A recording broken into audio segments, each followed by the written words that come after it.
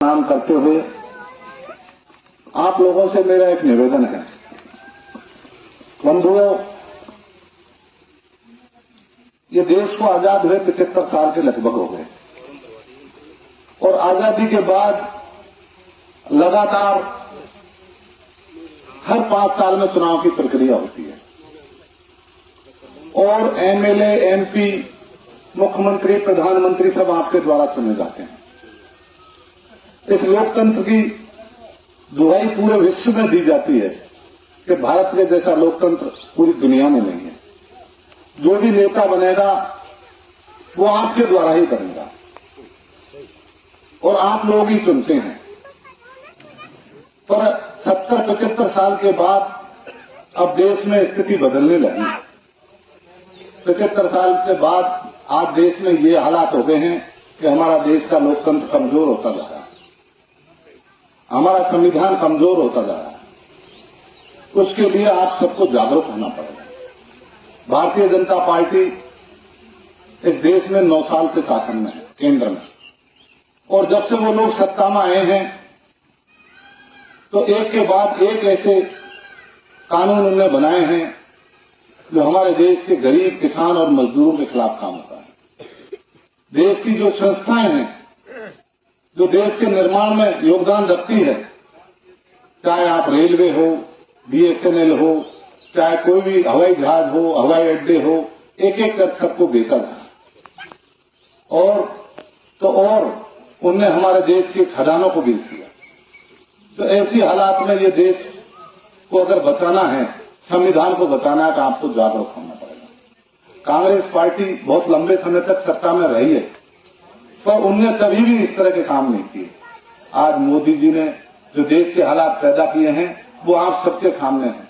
पहले तो जमाना ऐसा था, लोगों के पास मीडिया का माध्यम नहीं था, पढ़े लिखे लोग नहीं थे। आज हमारे सब बच्चे पढ़े लिखे हैं, सब लोग जानते हैं कि देश में क्या हालात पैदा होने वाले हैं। तो मेरा आप लोगों से निवेदन है, मैं तो आपका ही बच्चा हूँ, आपका एक भाई हूँ, किसी का बेटा हूँ, किसी का काका लगता हूँ, तो मैं तो आपके परिवार का ही हूँ। आप लोग कभी भी ये नहीं सोचें मेरे लायक कोई भी काम आपका हो, आदि विधायक पे फोन करेंगे तो मैं आपकी सेवा के लिए तैयार हूँ। भाई सिद्धराम जी जो हमारे गढ़खेड़ा के पंचायत समिति सदस्य, डायरेक्टर है, ये बहुत जागरूक नेता हैं।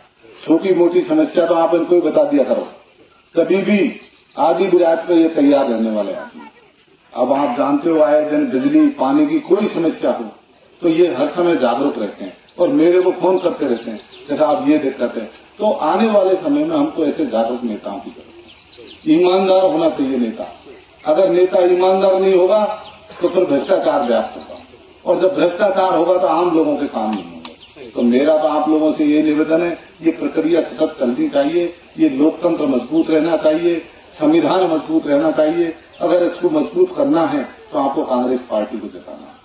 कांग्रेस पार्टी सत्ता में आएगी तो आप सब लोग सत्ता में आएंगे और भारतीय जनता पार्टी, आरएसएस जो आज देश में तांडव हो रहा है, अभी आपने मोबाइलों पे देखा होगा, मणिपुर में एक घटना हुई है, आदिवासियों की लड़कियों के साथ जिस तरह नंगा करके दौड़ाया है, तो ऐसे हालात देश में कभी पैदा नहीं और उनके साथ जो कुकर्म किए गए हैं वो इस देश को शर्मसार करने वाले, इस देश को लज्जित करने वाले, पूरे विश्व में हमारी बदनामी हो रही है।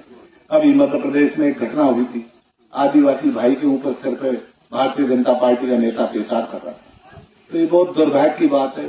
आप लोगों को जागरूक होना पड़ेगा। वो आजादी से पहले का जो समय था उस समय को याद करो। अगर आप लोग समझे नहीं तो ये वापस लोग आपको वहीं खड़ा कर देंगे, वापस वहीं ले जाएंगे, क्योंकि उनकी सोच अच्छी नहीं है और कांग्रेस पार्टी की सोच भाई